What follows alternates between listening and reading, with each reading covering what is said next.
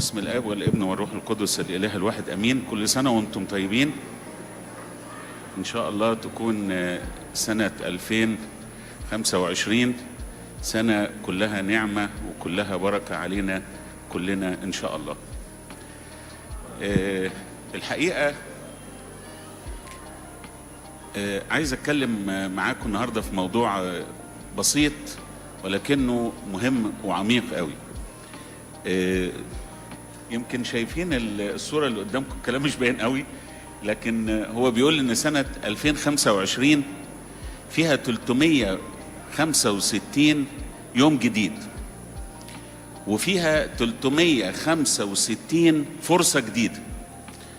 عشان كده عايزين نستغل بداية السنة ونبص للسنة بنظرة مختلفة شوية.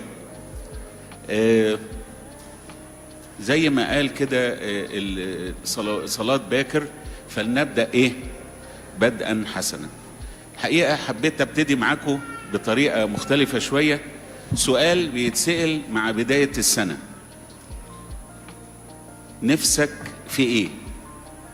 عايز مني ايه؟ مين هيسأل مين؟ الأب والابن يسألوا بعض، الأم والبنت يسألوا بعض، الآباء والأبناء بصورة عامة يسألوا بعض، الزوج والزوجة يسألوا بعض، الخادم والمخدوم يسألوا بعض، الكنيسة والشعب يسألوا بعض، أنا ونفسي نسأل بعض، وفي الآخر ربنا وأنا نسأل بعض. طب احنا بنسأل ليه؟ أول حاجة احنا بنسأل علشان نصلح علاقات موجودة. سامحوني الكلمة اللي حبيت أقولها هي خلاصة كل المشاكل اللي شفتها وعشتها، مش على مدار سنة، على مدار 25 سنة. المشاكل بتتوجد لأن احنا مش بنعرف نفهم بعض. لكن خلينا نبتدي السنة الجديدة واحنا بنقول ازاي نصلح اي علاقات بينا، وناخد لنا مرجع كلام معلمنا بولس الرسول لما قال: سأرجع وأبني هذا وأبني أيضا خيمة داوود الساقطة وأبني أيضا ردمها وأقيمها ثانية. في علاقات كتير بينا ممكن نحس انها عاملة زي الخيمة اللي انهارت، مش كده؟ لكن ربنا بيقول هرجع تاني وأبني خيمة داوود الساقطة. حتى لو علاقاتي مع الآخرين انهارت، عندي رجاء في ربنا انه يقيمها مرة تانية. فدي أول نقطة، احنا بنسأل علشان نصلح العلاقات. نمرة 2، علشان نعيش في سلام وفرح. لما نصلح علاقاتنا جوه البيت يبقى كله سلام وفرح. لما نصلح علاقاتنا مع بعض واحنا جيران، البيت هيبقى كله سلام وفرح.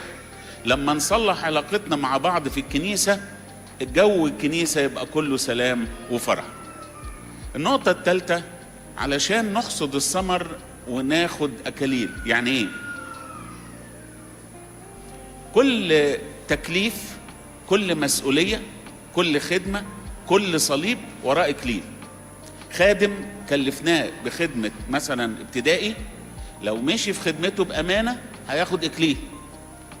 واحد اتجوز وواحدة اتجوزت، لو عاشوا في حياتهم بأمانة هياخدوا إكليل. زي ما بنقول اللي بيحافظ على الإيمان بياخد إكليل، اللي عايش في بيته مع مراته واللي عايشة مع جوزها وأولادها في فرح وسلام وكل واحد بيقوم بدوره هناخد أكاليل. لو أي واحد ربنا حتى سمح له يشيل صليب زي صليب المرض وشاله بفرح ورضا وشكر، هياخد إكليل. وعشان كده نرجع نسمع كلام معلمنا يوحنا الحبيب لما بيقول في رسالته الثانية: انظروا إلى أنفسكم لئلا نضيع ما عملناه بل ننال أجرا. يعني في 2 متجوزين بقالهم 30 سنة متجوزين، 40 سنة متجوزين، افتكروا على الآخر يتخانقوا، افتكروا على الآخر يتشكلوا مع بعض، افتكروا يخسروا بعض. لا، احنا عشنا سنين او خادم خدم سنين، او واحد اشتغل سنين، ما تضيعش اللي عملته، وعندك فرصة انك ايه؟ تاخد اجر تام، يعني تاخد اكليل. تعالوا ندخل بقى في المفيد. على فكرة انا مش هتكلم كتير، انا يعني النهاردة نعتبرها كلمة تيك اواي كده بسرعة يعني. الاب وابنه. الابن بيسأل ابوه نفسك في ايه يا بابا، وعايز مني ايه في السنة الجديدة؟ يرد الاب ويقول ايه؟ نفسي اشوفك راجل مسؤول ويعتمد عليك. اصعب حاجة عند الرجالة اللي بقوا اباء ان يبص لابنه ويلاقي ابنه لا يعتمد عليه. بتبقى مرارة في القلب، مرارة في القلب. فبيقول له يا ابني انا نفسي اشوفك راجل. كلمة راجل هنا مش شنب يعني، ولا طول، ولا شرو صوته خشن، لا، شخص مسؤول يعتمد عليه. تاني حاجة يقول له عايزك تفهم وتقبل كلامي. وهنا الحقيقة في مشكلة. تعالوا قولوا لي كده، في كم أب النهاردة بيقعد مع ابنه ويقعد يوعيه ويفهمه ويشرح له عشان يكبره، عشان يخليه راجل؟ طب لو الأب عمل كده، هو كل الولاد بتسمع؟ دي برضو مشكلة. لكن الأب عايز من ابنه ايه؟ يفهم ويقبل الكلام بتاع الكبار، كلام الخبرة، كلام المعرفة، كلام ثقل التجارب بتاعت الحياة. ثالث حاجة يقول له يا حبيبي أنا مش عايزك غير إنك تكون ناجح، أنت فخور بنفسك وأنا رافع راسي بيك. عشان في أولاد ساعات يخلوا أهاليهم إيه؟ تحط راسها في الأرض. فالأب عايز إيه من ابنه؟ عايزه يكون ناجح، فخور بنفسه ويرفع راسه بيه. طيب الأب بقى يسأل ابنه طب أنت بقى يا ابني عايز مني إيه؟ نفسك في إيه في السنة الجديدة؟ الأب يقول للابن عايز أشوفك قدوة ليا. في كم أب بيشرب سجاير ولقى ابنه بيشرب سيجارة وراح مديله علقة محترمة؟ مش بتحصل ولا ما بتحصلش؟ كم أب يقعد يصحي ابنه عشان ينزل مع الخادم يروح الكنيسة ويحضر القداس، وهو ما يعرفش القداس فيها مواعيده ايه. انا فاكر مرة كان في واحد بيجيب طفل صغير يناوله، ناولته مثلا النهاردة الجمعة، وبعدين الاسبوع اللي بعده جه برضه جاب الولد ويتناول. فكل مرة بسأله انت هتناول؟ يقول لي لا. فوتها له مرة، فوتت التانية، تالت مرة قلت له انا اسف مش هناول الولد الا لما تتناول معاه بره الطابور. ايه الفكرة؟ انك انت فاكر ان ابنك هيتناول يبقى انت عملت اللي عليك. انت عملت اللي عليك تجاه ابنك، لكن انت ربنا الاول هيحاسبك على ابنك ولا هيحاسبك على نفسك؟ هيحاسبك على نفسك. كل واحد يعطي حساب ايه؟ اعماله، ويعطي حساب وكالته. انت بتدور على يعني كتير تسأل واحد تقول له انا ما بشوفكش في الكنيسة ليه؟ يقول لي ما الولاد بيجوا. يعني الولاد هيدخلوك السماء يعني لو هم مواظبين وبيتناولوا وبيعترفوا؟ اطلاقا، ده مفهوم غلط. عشان كده الولد عايز من ابوه انه يكون قدوة. قدوة بقى في كل شيء، في العمل الروحي، يعني يجيبوا الكنيسة ويعرفوا على الاب اعتراف، ياخدوا الكنيسة يحضروا مثلا تسبيحة 7 و4 ليلة راس سنة زي النهاردة. عايز الولد يشوف ابوه ازاي بيحل المشاكل، مش كل مشكلة تحصل في البيت خناقة وزعيق وضرب وتكسير. عايز يشوف بابا لما الدنيا بقت غلا وضاقت علينا بابا بيتصرف ازاي، عشان هي دي المدرسة اللي انا هتعلم فيها. فالولد عايز من ابوه قدوة. عشان كده كل من قرر انه يتجوز النهارده بقى زوج، صح؟ لما يبقى عنده اولاد بقى ايه؟ اب. لازم تكون قدها. ما انت مش قدها ما تتجوزش بالاصل، الا لما تعرف يعني ايه زوج ويعني ايه اب. ما تعرفش يعني ايه زوج ولا اب، احسن لك اجل فكرة الجواز، عشان هو ده اللي بيضيع البيوت، وهو ده اللي بيضيع اجيال. لما تيجي تشوف الولد والبنت بيعترفوا وعندهم مشاكل وتدور على اصل المشاكل تلاقيها فين؟ فوق. اصل الشجرة شكله ايه؟ اصل الشجره فيه مشكله، عشان كده لازم نصلح اصل الشجره. هو ده هدف الكلمه بتاعتي، ان احنا عايزين نقول السنه دي سنه اصلاح ما فسد، سنه اقامه للخيمه الساقطه. طب الابن عايز ايه من ابوه؟ عايز يحس بمحبه ابوه واحترامه ليه. ساعات الولد يلاقي ابوه قاسي عليه جدا، ولما يقعد كده في ساعه صفه يكلم يا بابا يعني انا زعلان قوي، انت كل مره تزعق، كل مره تتخانق، كل مره كذا، كل مره كذا. قال له يا ابني عشان بحبك. ايوه يا بابا حبني، بس حبني بطريقتي، مش تحبني بطريقتك بس، مره بطريقتك ومره بطريقتي.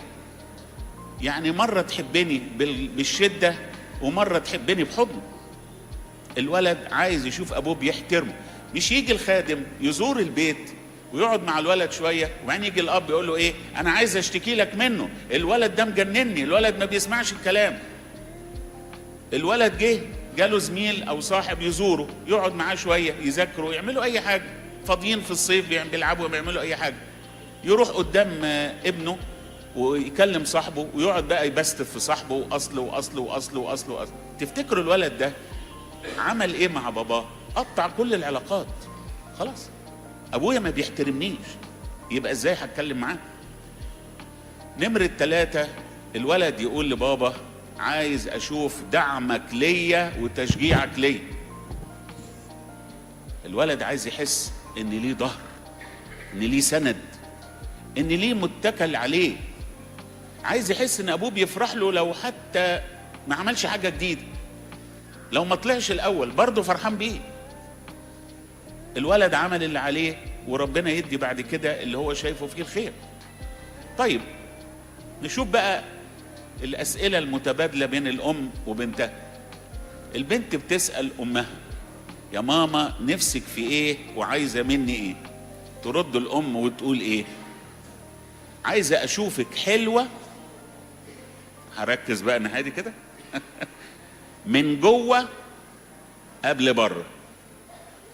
تاني، عايزة أشوفك حلوة من جوه قبل بره.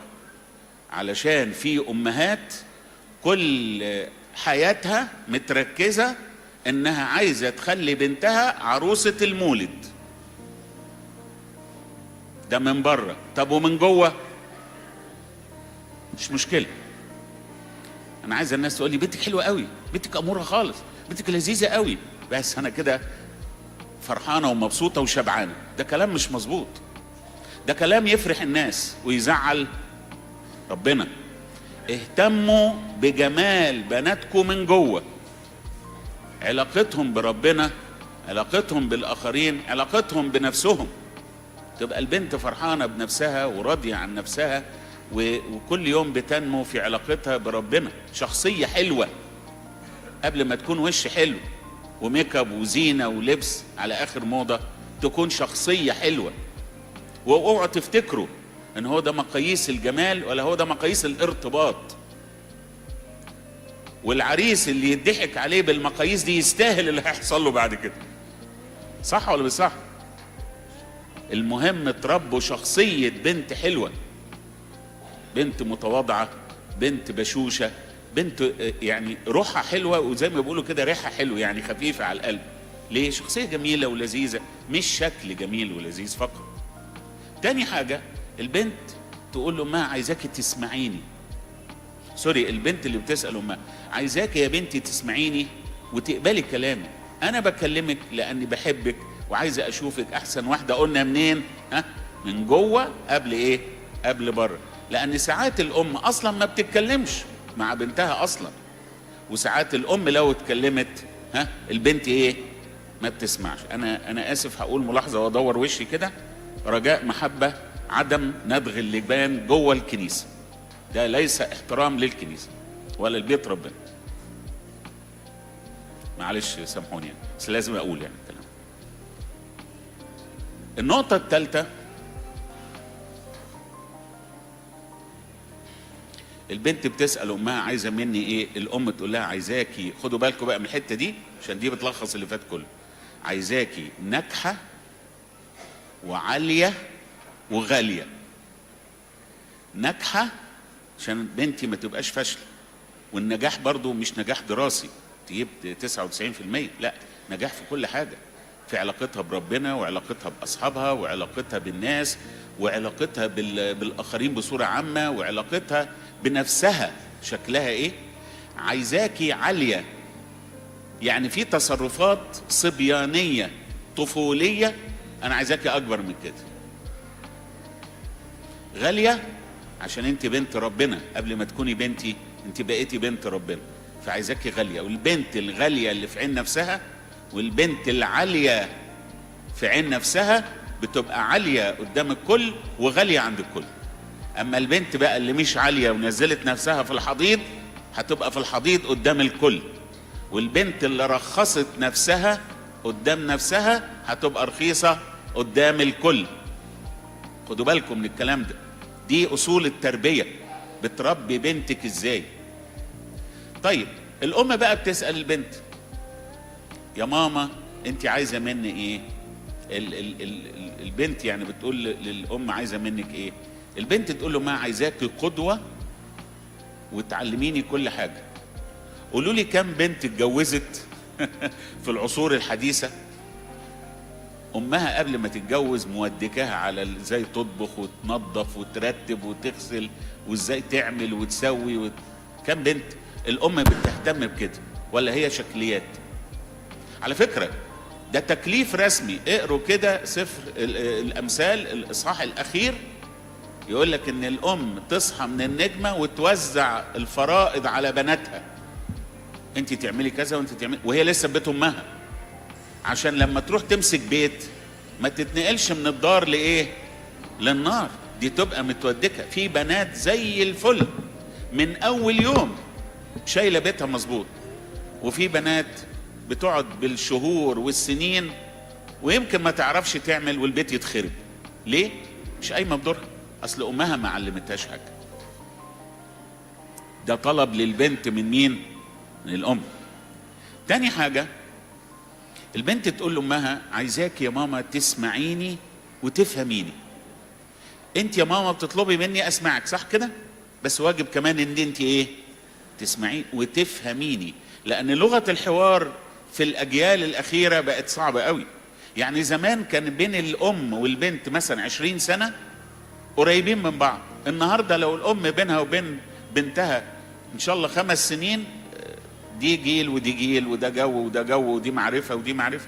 فالبنت بتقول لها: يا ماما عايزاكي ايه؟ اسمعيني، اديني ودنك بس شويه، وايه؟ فهميني، حسي بيا.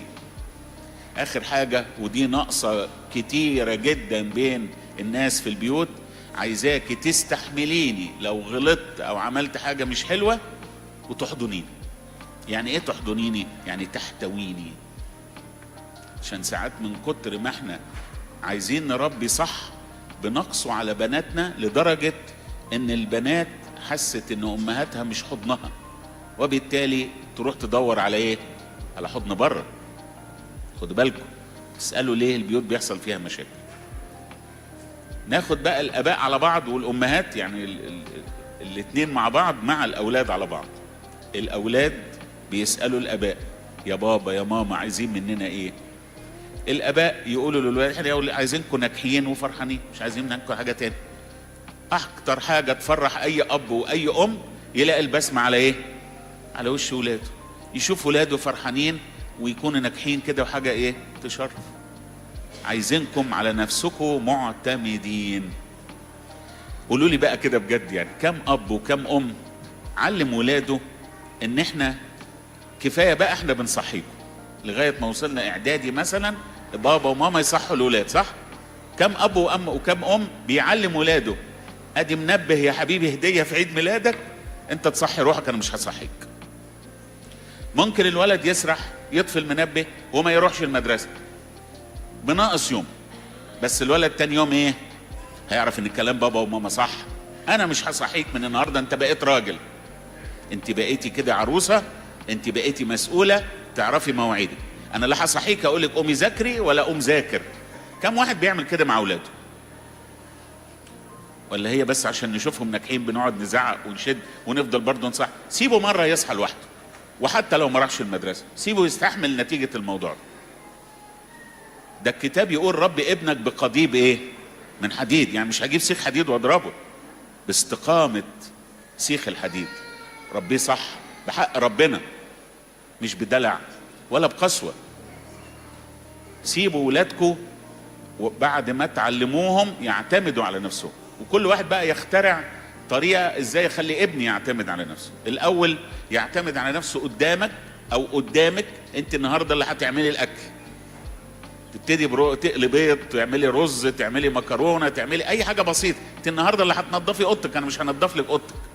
انت النهاردة هتشاركيني عشان نوضب الصالة ونوضب اوضة الصالون ونوضب المطبخ ونعمل، وتغسلي معايا المواعين وتدخلي الغسالة وتنقي وتوزني وتعملي. كم ام بتعمل كده؟ ده المطلوب، ده المطلوب. خليهم يعتمدوا على نفسهم. واخر حاجة عايزينكم في ربنا ثابتين، ما تدوروش على الشكليات والمظاهر واحسن تعليم واحسن لبس واحسن اكل واحسن شرب واحسن مدارس واحسن كذا واحسن كذا، وتنسوا اهم حاجة هي ايه؟ علاقتهم بربنا. في اهالي بنشوفهم اهتمامهم بخلاص نفوس اولادهم ملوش حدود، وفي اهالي علاقتهم بخلاص اولادهم اللي هو تابع لخلاص نفسهم هم مش موجود اصلا اصلا اصلا. دي نقطة مهمة. طب الاباء بقى يسألوا الولاد، بابا وماما بيسألوا يا بنتي يا ابني انتوا عايزين مننا ايه؟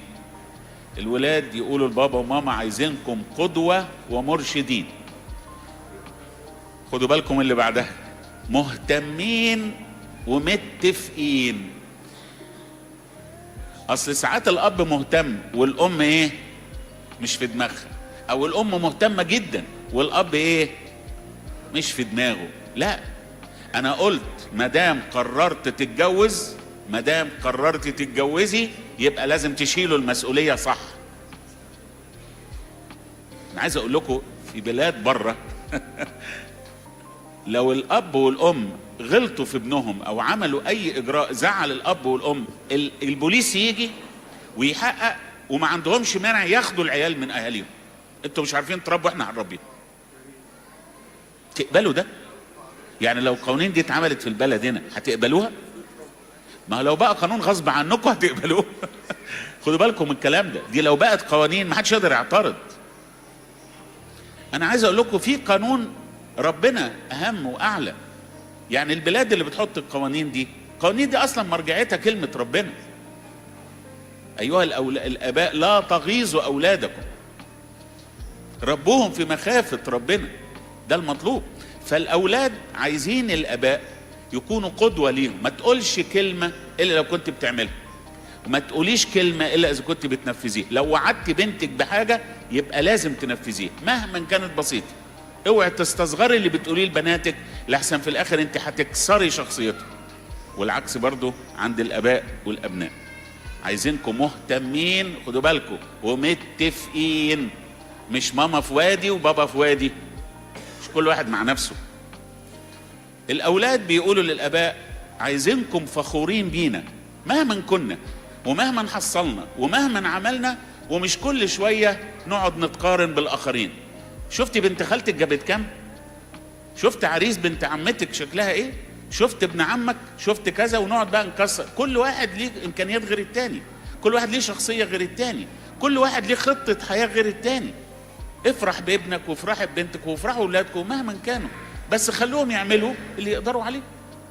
اخر حاجة الولاد يقولوا للاباء عايزينكم حكماء متوازنين، تعرفوا امتى تشدوا وامتى ايه ترخوا. لا على طول بنشد نطفش الولاد من البيت ومننا، ولا على طول نرخي عشان نطلع جيل متدلع ما يقدرش يتحمل مسؤولية.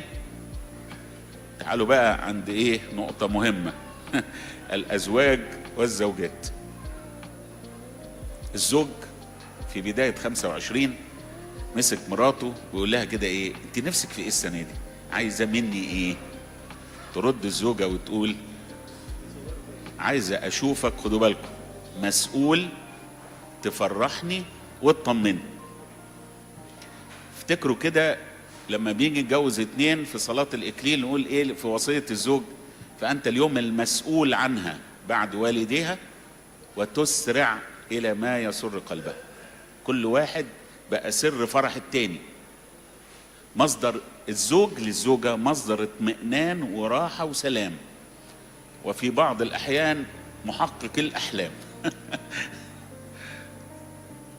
وبعدين الكنيسة توصي الزوج في البولس بتاع الإكليل: أيها الرجال أحبوا نساءكم كما أحب المسيح الكنيسة وأسلم نفسه من أجلها. عمل إيه المسيح للكنيسة يا جماعة؟ مات عشانها. عشان كده ما تستغربوش وما تضحكوش لما تبقوا في صلاة إكليل وتسمعوا أبونا يقول للزوجة: وتقول له كما كانت أمنا سارة تقول لأبينا إبراهيم، وناخدها كوميديا ونقعد نضحك. أنا بزعل جدا في وقت الإكليل لما نقلب الوصايا ضحك. ده مش وقت ضحك، ده وقت قمة الجد. بس لما بنقول للست اخضعي لجوزك وتقولي له يا سيدي، ده أقل كلمة تقولها مع واحد شايفاه بيموت نفسه عشانها. كم واحد من الرجالة هنا بيموت نفسه عشان مراته وعياله؟ كلهم.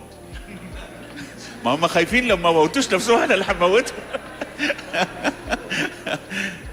وكم واحدة من هنا بتخلي جوزها يموت نفسه عشان. خدوا بالكم، تقعديش تطلبي حقوقك وانت مش بتقومي بواجباتك. كم ربوا بناتكم على كده. ده اللي هيحافظ على البيوت بتاعتكم.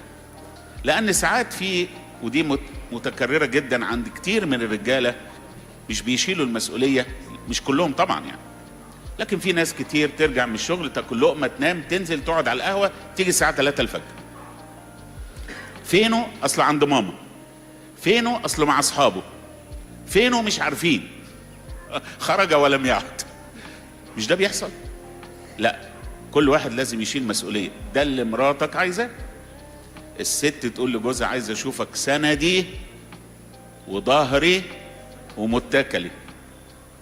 شوفوا سفر النشيد، احلى علاقة بين الانسان والله، الانسان كعروس وربنا كعريس. يقول: من هذه الطالعة من البرية، برية يعني جاية من العالم، مستندة على حبيبها.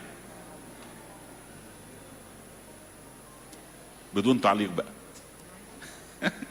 الزوجة تقول لجوزها: عايزة احس بمحبتك واحتوائك، احترامك وتقديرك ليا. معلمنا بولس الرسول كده ايه: رأس كل رجل هو المسيح، واما رأس المرأة فهو ايه؟ رجلها. رأس المسيح هو ايه؟ هو الله. وده مش للأفضلية، لأن نرجع لخلقة ربنا لحواء، خلقها منين؟ من ضلع آدم جنب قلبه، لا فوق راسه عشان تتسلط عليه، ولا تحت رجليه أو من رجليه عشان هو يتسلط عليها. يقول كده: لأن الرجل ليس من دون المرأة والمرأة من دون الرجل، لكن ده من أجل إيه؟ التدبير. طيب الزوجة تسأل جوزها: أنت نفسك في إيه؟ عايز مني إيه؟ يقول لها: عايز أشوفك مصدر فرحي وفرح البيت. معرفش انتوا شايفين اللي مكتوب ولا مش شايفين. في 5 ستات أضمن لهم يخسروا رجالتهم في أسبوع. مين بقى؟ الغيارة. الغيرة على فكرة ساعات بتبقى حلوة، بس لما تبقى ايه؟ يعني محدودة في الحد الطبيعي. الغيارة، الشكاية أول ما يدخل من الباب، الشكاكة، النكدية، العنيدة. 5. البيت، الزوج بقى بيقول لمراته: البيت بيكي يبقى جنة وعش عصافير، يبقى مكان الهدوء والسلام، مكان الراحة. بالانجليزي يقولوا كده مثل هوم سويت هوم. احلى حاجة الحلوة دي. الراجل يقول لمراته: عايز اشوفك سندي ومعونتي في الشدة. مش المثل بيقول كده: وراء كل عظيم ايه؟ اكمل لكم يعني بين قوسين، ساعات بتكون اعظم منه. الكتاب يقول كده: لأن كثيرون من الرجال، الكلام عن الرجال، يربحون بسيرة النساء. لما الكنيسة المسيحية ابتدت تنشأ بعد صعود السيد المسيح وحلول الروح القدس، بولس الرسول كتب في كورنثوس وقال ايه؟ كان بيحكي على حالة، بيقول الرجل الغير مؤمن مقدس في المرأة المؤمنة، والمرأة غير المؤمنة مقدسة في الرجل المؤمن. يعني ايه؟ يعني لما جه المسيحية ابتدت تنتشر، الست امنت، جوزها ما امنش لسه وثني، الكنيسة مش جايه تخرب البيت تقول لها سيبي جوزك، لا، ده انت بمسيحيتك وقدوتك والمسيح اللي فيكي تكسبيه. كثيرون يربحون بايه؟ بسيرة النساء، وفي كثيرون يطفشون من سيرة النساء. والعكس صحيح برضه عشان ما نظلمش يعني اتجاه. فالراجل بيقول لمراته عايز اشوفك سندي ومعونتي في الشدة، متواجدة، شريكة متضامنة. واللي يعرف هنا في التجارة يعرف ان في حاجة اسمها شريك متضامن وشريك موصي. الشريك الموصي حاطط فلوس ملوش دعوة بالمكسب والخسارة، امال المتضامن في الحلو موجود وفي ايه؟ وفي الصعب موجود. جسد واحد، كيان واحد، مستوعبة حضن يمتص الصدمات. عارفين الحائط الممتص للصدمات لو ضربناه بحاجة يعمل ايه؟ ما يردش فيه. يعمل ايه؟ يعني لو جبت كرة وضربت بيها حائط ممتص للصدمات يعني الكرة تخبط وتعمل ايه؟ تنزل في مكانها. طب لو هي مش ممتصة للصدمات اضرب الكرة تعمل ايه؟ ترد في وشه. بعض السيدات كده مش ممتصين للصدمات، تخبط حاجة ترد في وشها. يقول لها عايزك عيني وقلبي تتابعي وتشاركي، لأن البيت المسيحي يا جماعة كنيسة صغيرة. الزوج أو الأب هو الكاهن نموذج يعني، والزوجة هي الشماس اللي بيتعب ويجري وعينيه مصحصحة وبيجهز ويرتب، والولاد هم ايه؟ هم الشعب. اقول لكم كلمة قالها احد الاباء جميلة يعني، بيقول اذا سلك الزوجان في بيتهما وفقا لكلمة الله فان الملائكة اذا اتت وسكنت فيه لن تجد الجو غريبا عليهم. يعني جو البيت بقى ملائكي. طيب الخادم والمخدوم. الخادم يسأل المخدوم انت عايز ايه مني يا حبيبي؟ الخادم يقول له عايز الاقيك حضن تقبلني لو عملت حاجة غلط. والبنت تقول للخادمة بتاعتها يا مس عايزاكي ايه؟ حضن. لو عملت حاجة غلط استحمليني، حبيني، وبعد كده بقى اتخانقي معايا. الولد يقول للخادم عايز اشوفك منارة. منارة يعني ايه؟ صورة المسيح، لان المسيح نور العالم واحنا بقينا نور العالم، هو قال كده. والخدمة تعلمنا انها غسل الاقدام. يعني ايه غسل الاقدام؟ يعني احتمل الضعفات بتاعة الاخر، اساعده في تطهير نفسه. والخادم يقول المخدوم يقول للخادم عايز اشوفك فنارة. هو ايه الفرق بين المنارة والفنارة؟ المنارة مصدر نور، الفنارة ترشد السفن عشان ما تخبطش في الشواطئ. فيبقى الخادم مرشد، الخادمة مرشدة. يجي بقى المخدوم يسأل الخادم يا أستاذ أو يا مس أنت عايزة منا إيه؟ الخادم يقول للولد أو الخادمة تقول للبنت عايز أشوفك بكرة غالية القيمة. مرة البابا شنودة كان بيقول للخدام في كلمة بصوا لولادكم على إن ولادكم دول هم اللي هيبقوا القادة بكرة. واحد منهم هيبقى كاهن، واحد هيبقى أسقف، واحد هيبقى بطرك، واحد هيبقى عالم، واحدة هتبقى وزيرة، واحدة هتبقى مسؤولة. لما أخدم ولادي بهذه الصورة خدمتي هتختلف، خدمتي هتختلف. وشوفوا أي كاهن وأي خادم يجي يقول لك ده فلان ده كان من ولادي، ده أنا اللي فخور بيه، مش هو اللي فخور بيه. فالخادم بيقول للولد أنا عايز أشوفك حاجة كده غالية القيمة، حاجة تفرح، أنا عايز أشوف فيك صورة المسيح. أي خادم وأي خادمة بيخدموا ليه؟ عشان يحولوا صورة أولادهم إلى صورة المسيح. بس ده الملخص. هم عاملين زي يوحنا المعمدان اللي عامل زي صديق العريس. شغلة صديق العريس دي على فكرة دي قصة يعني. أنا تالي مرة قعدنا في مؤتمر للخدام اتناقشنا على الحكاية دي، اكتشفنا ان دي شخصية مهمة جدا في الخلفية الاجتماعية اليهودية.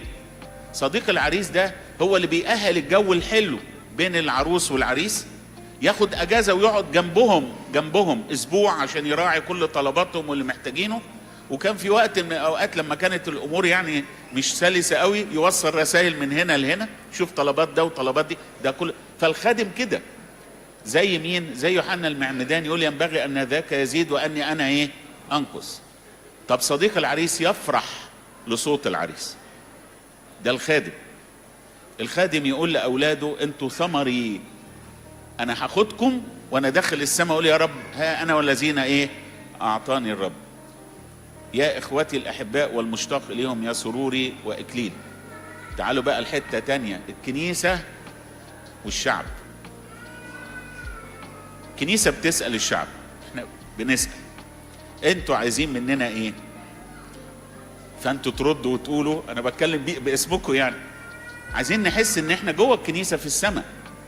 دورنا بقى ككنيسة، ككهنة، كمجلس، كخدام، كخادمات، كعاملين، كإداريين، كأي نشاط، ان احنا فعلا نخليكم في الكنيسة حاسين انكم في السماء. ما نعكرش الصف، بل بالعكس نشوف اكتر حاجة تريحكم وتفرحكم. عشان الكنيسة هي بيت الملائكة، وهي مسكن الله مع القديسين، هي عربون الملكوت. انتوا بتقولوا عايزين نحس ان الكنيسة ملجأ وخلاص. هي فعلا النهاردة الكنيسة اي حد بيعوز اي حاجة بيجي الكنيسة، صح ولا مش صح؟ يعني انا فاكر مرة كان في واحد بيعترف، وبعدين حد خبط على الباب، فدخلت واحدة ست بسيطة بتقول لي يا ابونا الولد مش عارف ايه عايزين نطهره وبتاع، اعمل ايه؟ قلت لها خدي ورقة وروحي المس مش عارف مين تبعتك للدكتور مين يعمل لك عملية. ماشي. جه بعد شويه واحد، يا ابونا معلش اصل عندنا مشكلة محتاجين نعمل اشعة، مش عارف حد عيان. ماشي يا حبيبي اعمل كذا. شوية ودخل حد تاني، يا ابونا اصل في مشكلة مش عارف ايه. قلت له ممكن تروح لابونا فلان، ممكن تروح للاستاذ فلان يعمل كذا. فبعد ما خرج ثالث واحد، الاخ اللي قاعد، هو قدسك شغال ايه بالظبط؟ قلت له مش انا اللي شغال، كنيسة الملجأ. اي حد عنده ضيقة مشكلة بيجي يسأل، ودي حاجة كويسة. كنيسة لازم تحس انها ملجأ، فما تأخرش حد وتساعد الكل على الخلاص. احنا عايزين نحس ان احنا بيعة. يعني ايه بيعة؟ عارفين لما المثل يقول لك بيعة وايه؟ وشروة. احنا فعلا بيعة وشروة. يعني ايه؟ لانكم قد اشتريتم بثمن فلا تصيروا عبيدا لناس. احنا اتدفع فينا دم المسيح، هو ده الثمن، فبقينا ايه؟ بيعة وشروة. صح ولا مش صح؟ ادي اصل كلمة بيعة، ان احنا اشترانا المسيح بدمه. الشعب بقى يسأل الكنيسة، انتوا بتسألوا عايزين مننا ايه؟ نقول عايزين نشوفكم الجسد والملء. يعني ايه بقى؟ بص بولس الرسول بيقول في افسس واخضع كل شيء تحت قدميه، طبعا الكلام على السيد المسيح، واياه جعل رأسا فوق كل شيء للكنيسة التي هي جسده. حضراتكم كل واحد وكل واحدة كبير صغير، انتوا جسد المسيح. لو ما جيتوش يبقى جسد المسيح ناقص. انتوا ملء جسد المسيح، فلو ما جيتوش يبقى جسد المسيح ناقص. ده كلام بولس الرسول مش كلام. انتم، بولس الرسول بيقول كده، جنس مختار، كهنوت ملوكي، أمة مقدسة، شعب اقتناء. ربنا دفع ثمن عشان يقتنيكم ليه. ده اللي احنا عايزينه منكم. عايزينكم موجودين، مبسوطين، فرحانين، مخلصين. ماشي كده؟ وهقول لكم حاجة تانية، عايزين نشوف فيكم عروس المسيح العفيفة، زي ما قال بولس الرسول اخطبكم لرجل واحد لأقدم عذراء عفيفة ايه؟ للمسيح. في جزء بنصليه كده اسميها أشية الرحمة، من ضمن الأواشي بعد التقديس، نقول كده وكل الخدام وكل الذين في البتولية وطهارة كل شعبك المؤمن. بصوا بقى هنا عايز اقول لكم حاجة. حضرتك واحد من شعب الكنيسة، ما انتش خادم وما انتش راهب وما انتش قسيس وما انتش شماس ولا انت حاجة خالص. لما نقول كل الخدام تزعل، ما انت مش خادم. وكل الذين في البتولية، حضرتك لا مكرس ولا راهب ولا كاهن. لكن لما نقول طهارة كل شعبك المؤمن، بقينا كلنا زي بعض، خادم وراهب وشعب. اعرفوا كويس قوي القداس من غيركم ما يبقاش قداس، لان الخلاجي بيقول كده: يقول الكاهن، يقول الشماس. الثلاثي اللي عشانه بنعمل القداس او بيه بنعمل القداس. احنا عايزينكم عروس المسيح العفيفه، عايزين نشوف فيكم الزينه والفرح والاكليل، من غير ما يبقى في صلاه اكليل. وجودكم اكليل ووجودكم فرح ووجودكم زينه. شوفوا في صلاه المعموديه بنقول كده كلمه حلوه قوي، بيقول: وزينت العالم وكل ما فيه بواسطه كافه قديسيك ونسل ملكوت السماوات. الطفل اللي اتعمد ده بقى زينه. زينت العالم وكل ما فيه بواسطه كافه قديسيك، اللي هم مين؟ اللي اتعمدوا. فحضراتكم زينه العالم. تخيلوا المسيحي لما بيبقى في حته بيزينها، لما يبقى صوره المسيح، لما يبقى بيجاهد يكون قديس. يعني ايه؟ يعني بيخلي الروح القدس اللي جواه شغال بإيجابية عشان يثمر فيه ثمار محبة، فرح، سلام، وهكذا. نسل ملكوت السماوات. انتوا مش ولاد العالم، انتوا اولاد الله، انتوا اولاد الملكوت. كل واحد لازم يبص لنفسه على كده. ده طلب الكنيسة من حضراتكم. طيب انا وانا ونفسي. بصوا انا جايب لكم كام صوره كده لذيذه. واحد وقف يتكلم مع نفسه في المرايه، اتخانق مع نفسه، وبعدين في الاخر طلع ضرب نفسه. ده حوار ده؟ لا. واحد بيتكلم مع نفسه فنفسه مطنشه، تقول ايه؟ امال احنا عايزين حوار ايه شكله مع نفسه؟ اهو واحد بيتكلم مع نفسه وانتهى في الاخر بالمصالحه والنجاح. انا بسأل نفسي، انا عايز من نفسي ايه؟ يا نفسي عايزه ايه؟ عايز اشوف نفسي طاهر ونقي لدرجة ان ابقى انا صورة المسيح. نفسي عايز اشوف نفسي قوي وغالب ومنتصر. انا مش عارف الصورة اللي قدامكم دي واضحة ولا لا. هي بنت ساجدة قدام المراية، وجوه المراية لقت ربنا سندها، حطت ايده على كتفها، فتحولت الى فارس ومحارب، غلبة منتصرة لما تحس ان ربنا معاها. عايز احس ان ربنا راضي عني وفرحان بيا. ربنا راضي عنك وفرحان بيك، حتى لو غلطت مستنيك، حتى لو انكرته برضه مستنيك، وهيرجعك ويفرحك ويحضنك وكل حاجة. اخر حوار انا وربنا او ربنا وانا. حقيقة عجبتني الصور دي. انا بنقي الصور على قدر الامكان عشان توصل معنى. يعني واحد قاعد يتكلم مع ربنا، فلقى ربنا في وقت الضيق والألم مش قادر يمشي، ربنا يشيله. والتاني ماسك الدفة بتاعت المركب، فلقى ربنا بيرشده بيوجهه. امتى؟ لما اطلبه، لما ناديه. فربنا بيسألني نفسك في ايه؟ ربنا اللي بيقول لك عايز ايه؟ نفسك في ايه مني؟ عايزه ايه مني؟ اقول له يا رب انا عايزك ترحمني وتسامحني وتقبلني وتسمعني لما ناديك وتستر عليا. انا فاكر كويس قوي كان في مشكله عند حد وخطيه كبيره وبتاع، وبعدين قال لي هيحصل ايه بتاع. قلت له انت تبت ولا ما تبتش؟ قال لي تبت. قلت له الستر بتاعه مالكش دعوه، فكرش في ده، انت فكر في التوبه وسيبه هو اللي يستر. عايز احس يا رب بوجودك جنبي في كل وقت وفي كل مكان وفي كل حاجه. عايزك تجذبني وتثبتني فيك، تقويني وتنصرني وتفرحني وترفعني. برضو خلصت. بصوا الصورة الأخرانية دي، واخدين بالكم منها؟ بنت ماشية وربنا هو الدرع بتاعها. انت كل اللي مطلوب منك تقول له يا رب ايه؟ انا عايزك انت بس. اطلبوا اولا ايه؟ ملكوت الله وبره، وهذه كلها ايه؟ تزاد لكم. طيب انا بسأل ربنا، طب يا رب انت عايز مني ايه؟ يقول لك عايزك تدور عليا. خدوا بالكم، تدور عليا، انت اللي تدور وتحطني في مكاني الصحيح رقم 1 في حياتك، عشان تبقى صورتي وريحتي ورسالتي. عايزك تتكل عليا وتلقي عليا كل همومك عشان تعيش مطمن ومتعزي وفرحان. عايزك تكون مكرس نفسك ليا برضاك، وتبقى جنة مغلقة وعين مقفلة وينبوع مختوم كل سنة وحضراتكم طيبين، ونقول له كللت السنة ايه بجودك واثارك تقطر دسما، ونقول له بارك اكليل السنة بصلاحك. كل سنة وانتم طيبين.